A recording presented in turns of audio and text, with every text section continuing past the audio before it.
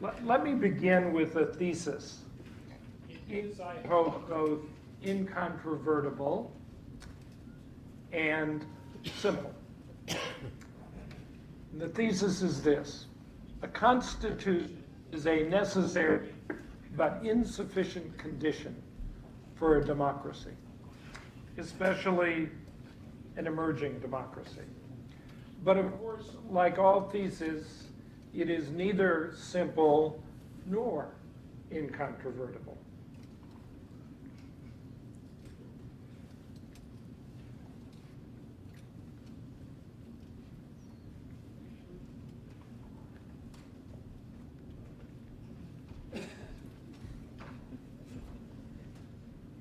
Like technology.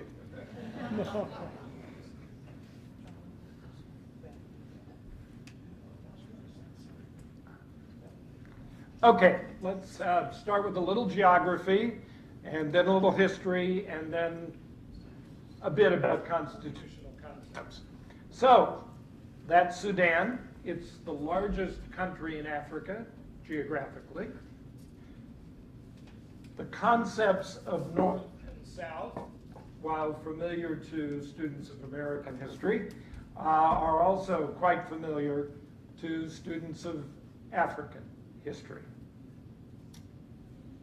Until 2011, Sudan was two countries, two regions, North and South.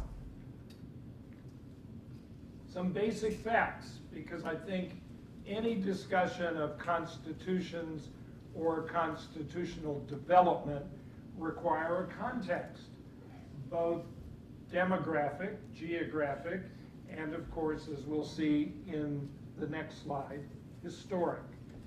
If you simply look down that list, there is almost nothing that you'll find encouraging.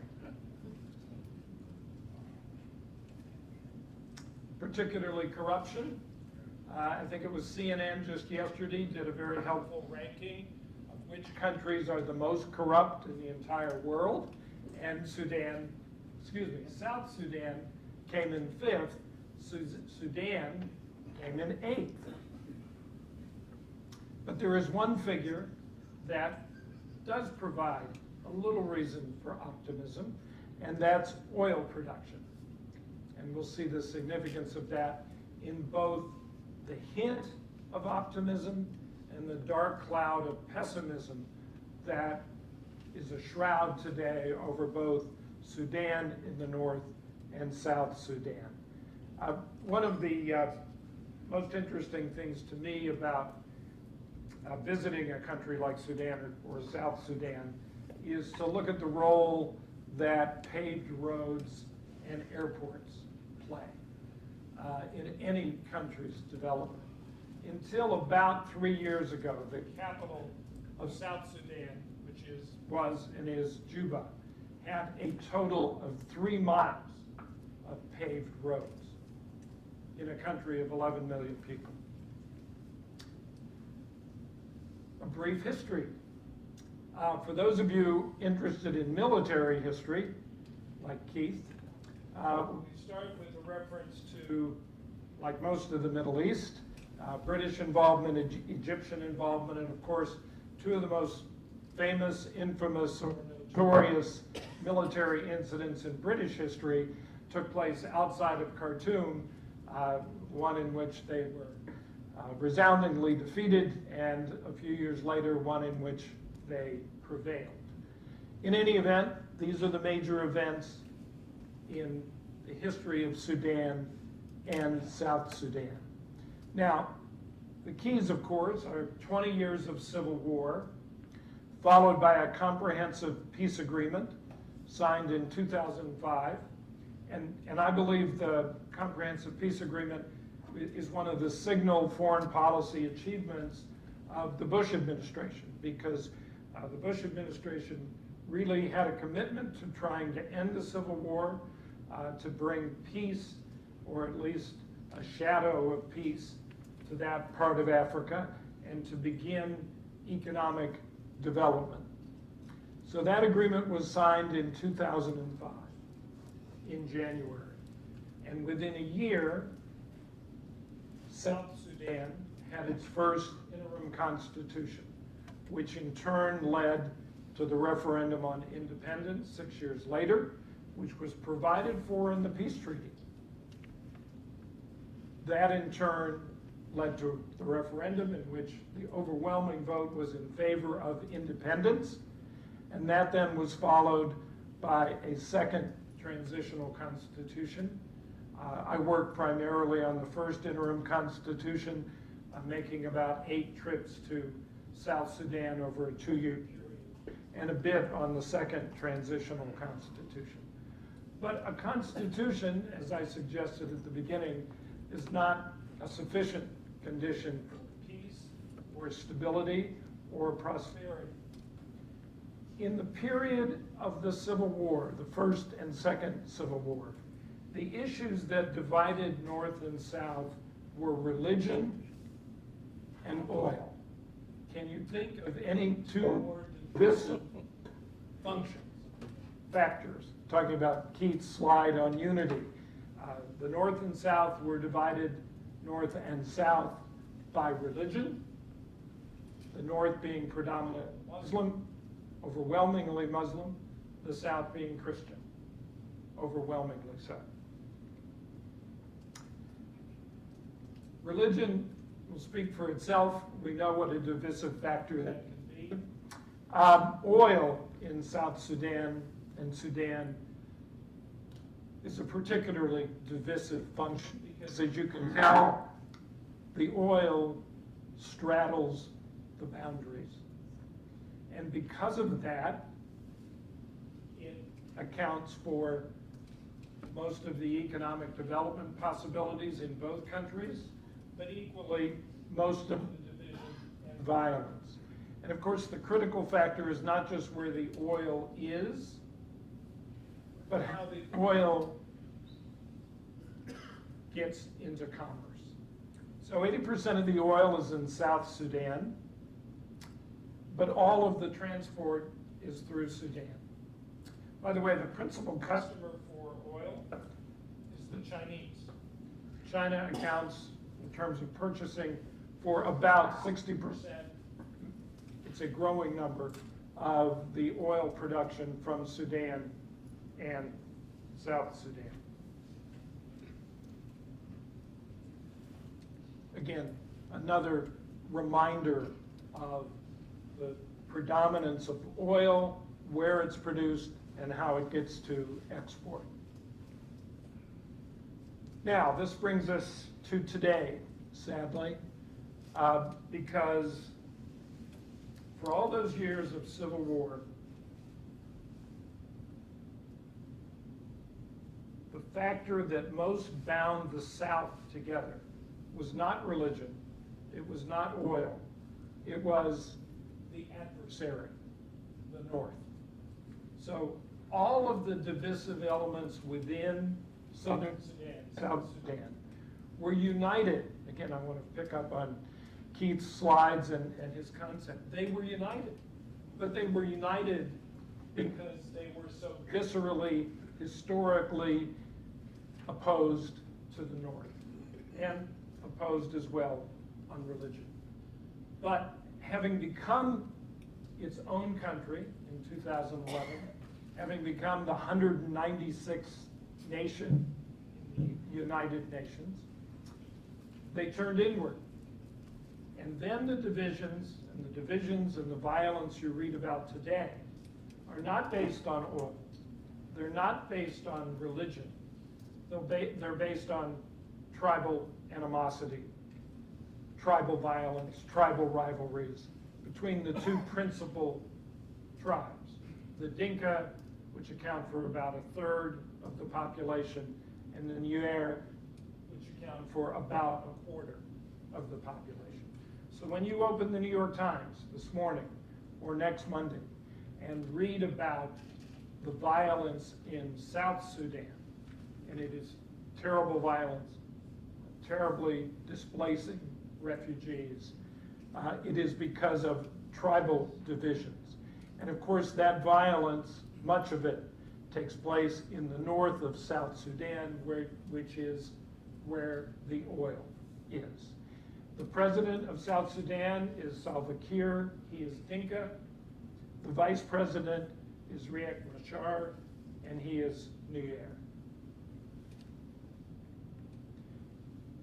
Just a few photographs to give you a sense of the displacement, what's happening in the South today. Refugee cities are commonplace on both sides of the border. I think I showed in the initial slide that there are 21 separate United Nations agencies in South Sudan providing everything from water to the most basic food.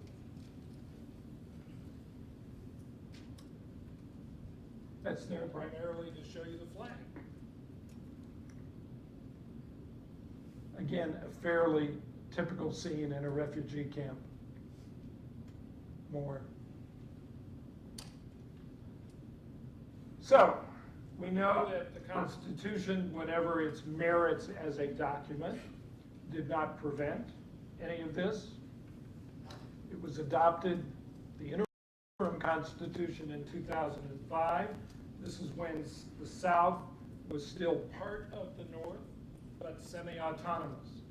And the Constitution, though, was, like the Comprehensive Peace Agreement, a fundamental document which even today influences the legal process, and there is a legal process, in South Sudan.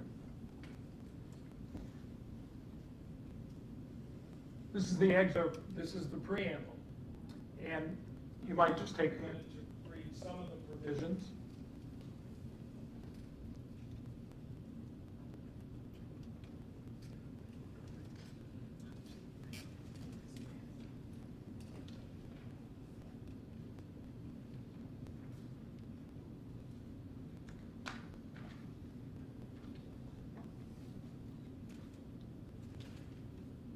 Let me digress just for a moment to talk about constitutional structure.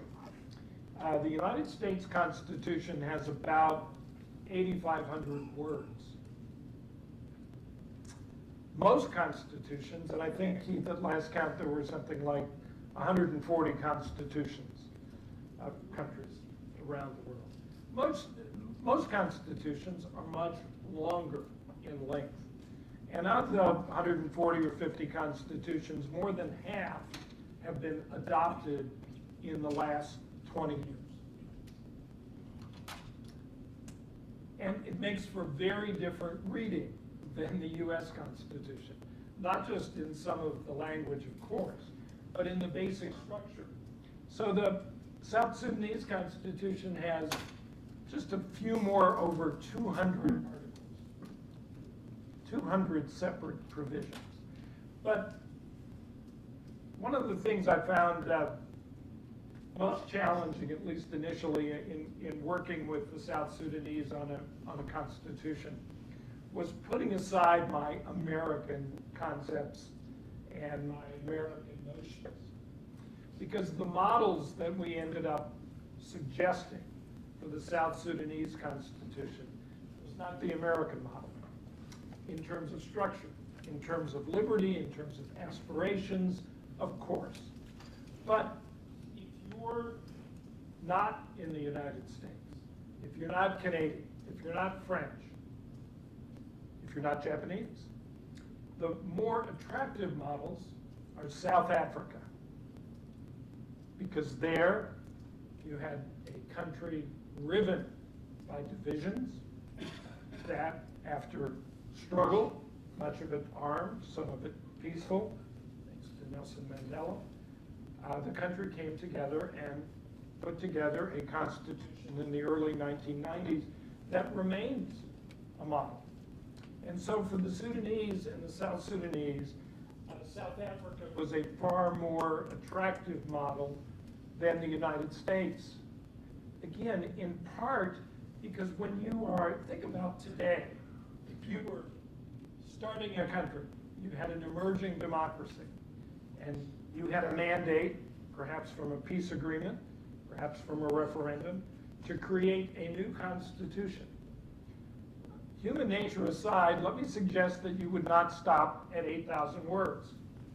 And in more and more new constitutions, we are seeing the Constitution used to make a structure for government, not just three branches, not just legislative, executive, and judicial, but a constitution that does everything from establishing three branches of government to establishing, as in the case of South Sudan, an environmental protection agency, a tourist agency, police forces down to the local and regional level.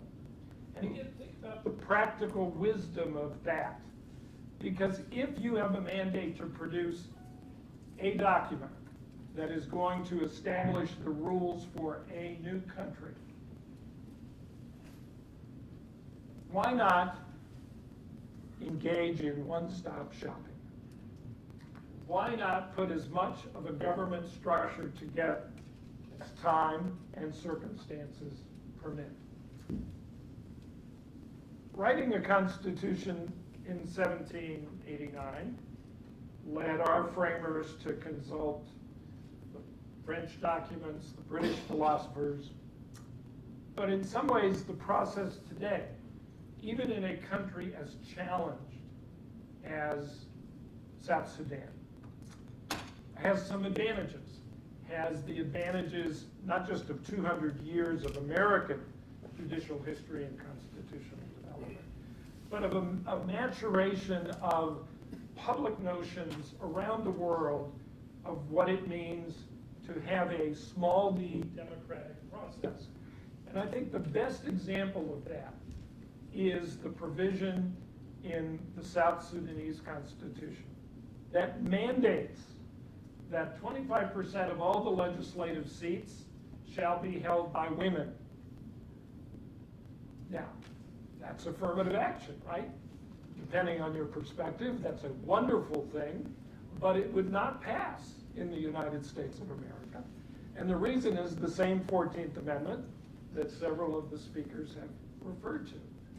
But because of that commitment, women in South Sudan have a place at the table. Now, does it mean they have a voice at the table? That's a separate question. And I think history will tell us whether the place at the table translates into a significant voice at the table. You can read through the South Sudan Constitution and you will find wonderfully aspirational provisions. Education, human rights, civil rights, economic rights, housing, every concept that at one time or another all of us have felt should have constitutional standing and constitutional recognition. But then of course you confront the harsh reality of the statistics that I just showed you. What good is a guarantee for education for all when only 1.9% of the teenage children go to secondary school? What good is a guarantee of decent housing when the gross domestic product is $1,400 a year? And it is possible to compare this constitutional document and the harsh reality of the geography, the landscape, the civil unrest, and say, it's hopeless. What good is a constitution? And I think I'll end on this note, and Peter hopefully have a few minutes for questions. And that's to say that, to be sure, the South Sudanese Constitution did not prevent the violence that's tearing it apart today. It does not prevent the corruption that is crippling South Sudan today. But I would end with this suggestion, that at bottom, Bottom line, constitutions of the countries that you've heard about this morning are really a bundle of promises.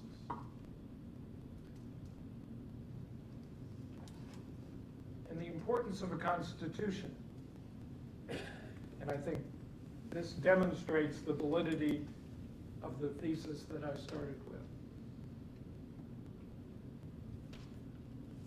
The essence of a constitution is a promise from the government to its people. And many, many promises are not kept. But a promise cannot be made. A promise cannot be kept unless it's first made. Thank you.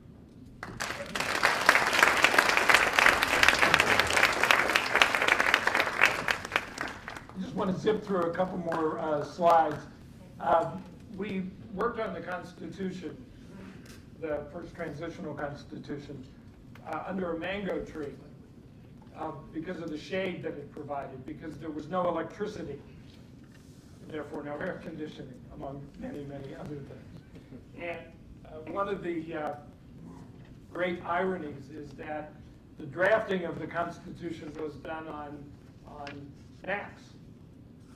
The Macs were powered by solar cells because there was no electricity except run by generators at night. And I want to end on this because this is the Nile, which of course is central to Sudan and to Egypt. And it's such a tranquil scene. You don't see the alligators, which are quite present. But it leads me to end on a note of not hope, but the possibility of hope, which I think is essential to any constitutional process. Thank you.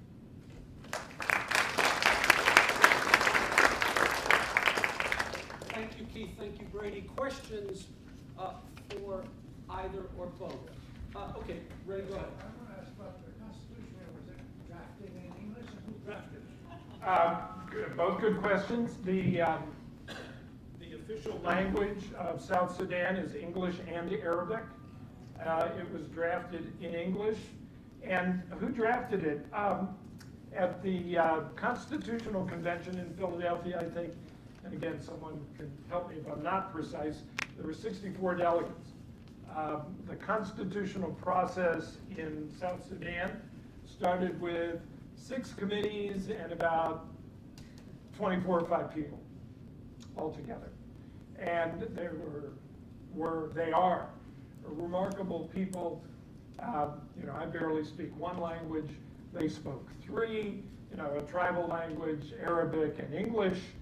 They were, educated in Nairobi or Doha or Oxford or Harvard, and their commitment to this process.